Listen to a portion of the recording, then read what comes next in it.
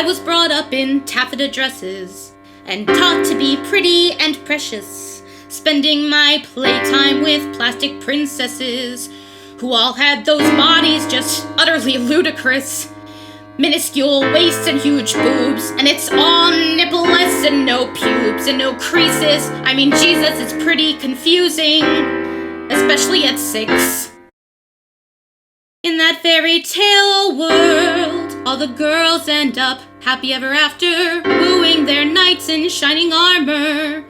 But some nights down the track, you can bet they'll be trapped, spending nights in shining armor, while their knights spend their nights at a bar, at a ball with some harlot. I'm not bitter, it's just better that I don't fall for all that romantic bullshit now that I'm older.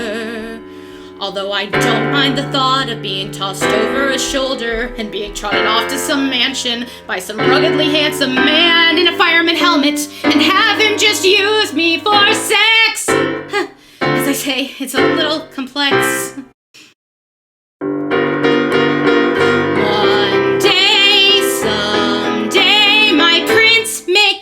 But it doesn't seem likely. And even if he came and he liked me, it's likely he'd be not quite my type.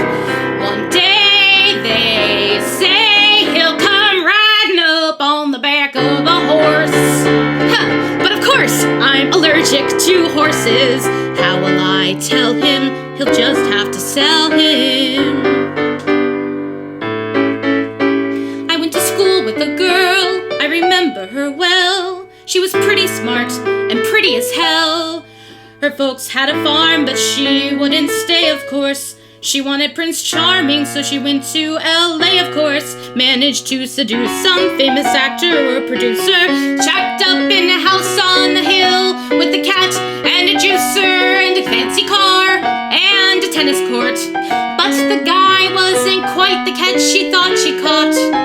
He treats her like trash, and then you know the drill. Takes his cat and his cash and finds some younger girl. So she's left with this stupid Corvette and an empty swimming pool, which she fills with regret. Smart girl, but kinda dumb. And I'd rather be lonely than sit on my fanny, waiting for my prince to come. One day, someday, he'll come sweeping in and sweep me off my feet and spend the next 4 decades wanting to cheat on me, getting less handsome and fighting his dragons.